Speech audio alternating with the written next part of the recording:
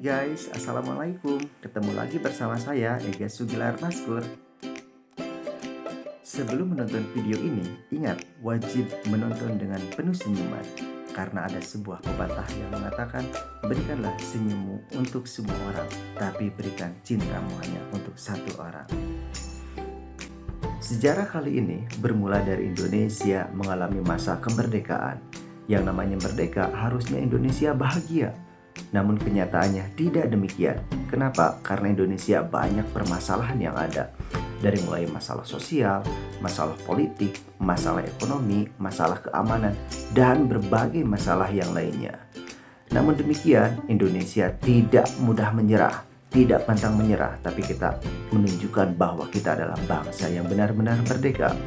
Pada akhirnya, Indonesia memiliki dua cara untuk mengatasinya. Yang pertama melalui mengangkat senjata, yang kedua adalah dengan melalui diplomasi.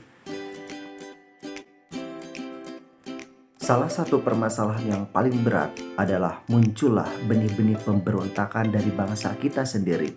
Salah satunya adalah pemberontakan Darul Islam atau kita mengenalnya DITII. Pemberontakan Darul Islam adalah salah satu pemberontakan yang terbesar dan terluas yang pernah ada di Indonesia. Pemberontakan ini setidaknya ada di 5 wilayah besar, yaitu ada di Jawa Barat, Jawa Tengah, Sulawesi Selatan, Kalimantan Selatan, dan di wilayah Aceh. Nah, kali ini kita akan membahas satu persatu dari mulai di Jawa Barat. Pemberontakan DITII di Jawa Barat dipimpin oleh Sekar Maji Marijan Kartosiwiryo. Beliau orang yang cukup karismatik sehingga banyak disegani masyarakat pada zamannya. Pemberontakan ini berawal dari sebuah kekecewaan dari isi perundingan Renville yang mana pada saat itu Jawa Barat harus dikosongkan oleh para tentara yang harus hijrah dari Siliwangi ke Jawa Tengah. Kartosiwiryo dan pasukan Hizbullah begitupun Sabilillah mereka tidak mau ikut hijrah karena menganggap perundingan itu adalah sebagai bukti pengkhianatan terhadap bangsa Indonesia sendiri. Akhirnya Sekar Maji Marijan Kartosiwiryo mendirikanlah sebuah negara yang baru bernama Negara Islam Indonesia dan mereka memiliki tentara sendiri yang dinamakan Tentara Islam Indonesia.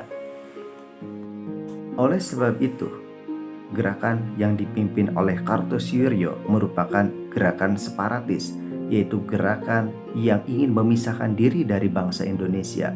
Oleh karena pemberontakan ini akan sangat membahayakan eksistensi bangsa Indonesia yang baru merdeka, akhirnya pemerintah mengambil sikap tegas. Yang awalnya dengan cara baik-baik, namun sayang sekali ditolak. Akhirnya pemerintah menyetujui dengan operasi militer. Operasi pertama yang dilakukan oleh tentara Indonesia bernama Operasi Baratayuda. Namun tidak disangka mereka mendapatkan perlawanan yang sangat sengit dari tentara Islam Indonesia. Namun dengan taktik yang brilian bernama Operasi Pagar Betis, akhirnya Kartosiwiryo dan pasukannya berhasil dikalahkan. Bahkan pemimpinnya Kartosiwiryo sendiri berhasil ditangkap dan pada akhirnya dijatuhi hukuman mati. Pemberontakan yang kedua terjadi di sekitaran Jawa Tengah seperti daerah Tegal dan Brebes. Pemberontakan tersebut dipimpin oleh Amir Patah. Latar belakangnya karena ada persamaan ideologi. Pemberontakan tersebut sangat luas dan sangat membuat tentara kesulitan. Namun pada akhirnya berhasil ditumpas dengan operasi militer yang bernama Operasi Banteng Rider atau Operasi Banteng Negara. Di Sulawesi Selatan, pemberontakan Darul Islam dipimpin oleh Kahar Mujakar. Sebetulnya beliau adalah seorang tentara yang ditugaskan untuk meredam pemberontakan yang ada di sana. Namun pada akhirnya beliau lebih memilih untuk memperjuangkan orang-orang yang merasa tidak puas pada saat itu. Akhirnya Kahar Mujakar pada saat itu menjadi seorang pemimpin dan dia menuntut kepada pemerintah bahwa pasukan KGSS atau Komando Gerilya Sulawesi Selatan untuk menjadi bagian dari APRIS atau kita kenal TNI hari ini. Namun, sayang sekali usulan tersebut ditolak oleh pemerintah. Akhirnya, hal tersebut membuat kekecewaan dan menyebabkan Kahar Mujakar memberontak. Oleh karena itu merupakan gerakan separatis, maka pemerintah mengirimkan tentara yang bernama Operasi Militer.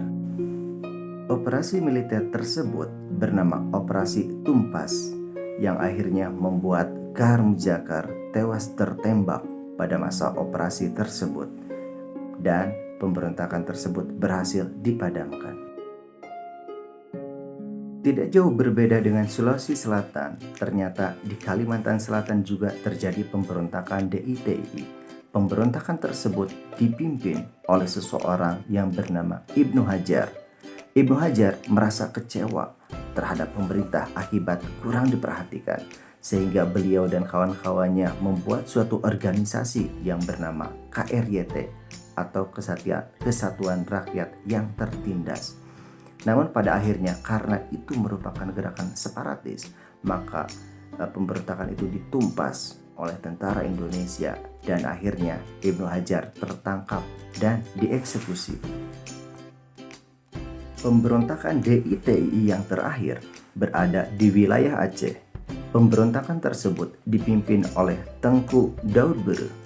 Beliau memberontak karena beliau merasa kecewa akibat diturunkannya status daerah istimewa Aceh menjadi bagian dari Keresidenan Sumatera Utara. Itu berarti membuat jabatannya turun. Akhirnya beliau kecewa dan memberontak. Namun pemberontakan ini tidak seperti pemberontakan yang pada sebelum-sebelumnya yang bersifat tidak kooperatif. Tengku Daud Bere berhasil diselesaikan secara baik-baik dengan bernama Musyawarah Kerukunan Rakyat Aceh.